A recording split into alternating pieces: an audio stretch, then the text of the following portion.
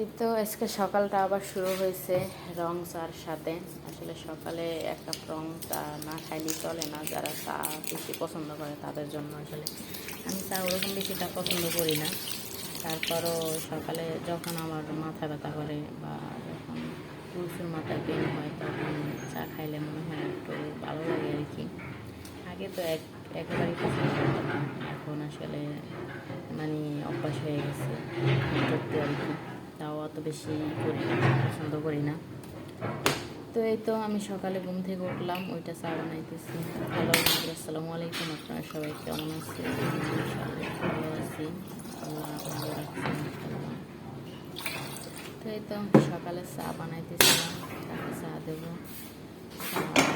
সে চা খাবে, কালকে তার গায়ে অনেক জ্বর উঠছিল, প্রচুর জ্বর উঠছিল।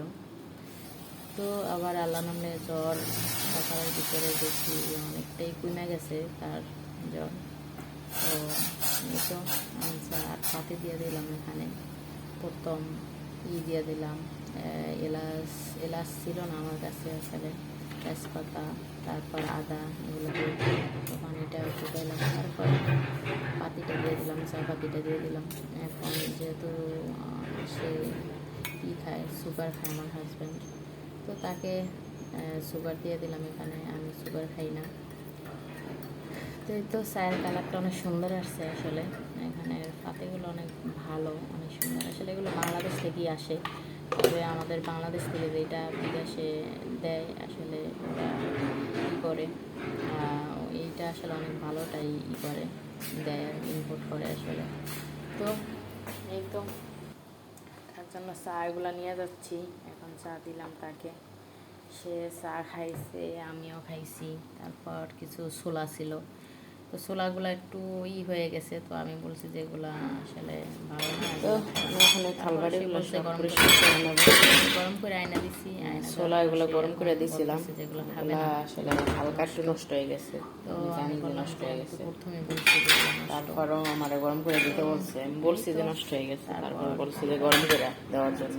কথা তো গরম করে দিছি, এখন দেখে আর খাইতে পারে না সেও। তারপর দেখছে কি আসলে আসলে মানুষের কথা, আসলে কিছু কিছু মানুষ নিজের কথা রাখার জন্য অন্যের কথা যদি রাইট হয় এটাও মানুষ বলে যে করবো, মানে আমার কথা ভুল, কিন্তু তাছাড়া আমার কথাই রাইট। আমি আসলে একটা অনেক কিছু করবো এখন, আমার মানুষ গড় গড় এগুলো পাখির গড় এগুলো সব কিছু পরিষ্কার করার কি ডেট আর কি। মানে আমি আসলে সপ্তাহে 2বার পরিষ্কার করি ঘরটার সব কিছু। প্রতিদিন তো আসলে ঘর দুয়ার পরিষ্কার করা সম্ভব না, তবে নিজের রুমটা পরিষ্কার করি প্রত্যেক দিনই। এটা তো পরিষ্কার করতেই হবে, কারণ এটা পরিষ্কার না করলে সুন্দর লাগে না, আসলে নিজের কাছেও খারাপ লাগে অনেক। তো একটা এখান থেকেই আমার কাজ শুরু আসলে। তো এই তো কাজ করতেছি আর কি, দোয়াফলা করতেছি এখানে। তো দোয়াফলা করতেছি আর আসলে দেখতেছি এখানে, ভাবতেছি। তো দোয়াফলা আমার কমপ্লিট করার পর আমি আসলে মেয়েদের জীবনটা হয়তো এরকমই, স্বামী সন্তানের সেবা যত্ন করা আর ঘরে কাজ করা। তো তারপরও আসলে কিছু কিছু মানুষ আছে তারপরও এত কিছু কইরও তারপরও হাজব্যান্ডের মন পায় না, মানে এই আর কি। তো এটা আসলে আমি বললাম আর কি, অনেক মানুষ অনেক মেয়েদের কষ্টের কথা। তো সারাদিনই আসলে মেয়েরা কাজ করে, সারাদিন পরিশ্রম করে একটা সংসারের জন্য। তারা সকাল থেকে রাত 12টা পর্যন্ত 1টা পর্যন্ত পরিশ্রম করে তারা। তো আমার দোয়াফলাগুলো এখানে আমি সব কমপ্লিট করে নিতেছি। আসলে দোয়াফলা করার পর আমার প্রচুর কাজ আছে, তাই একটু তাড়াহুড়া করতেছি এখানে দোয়াফলা করার জন্য।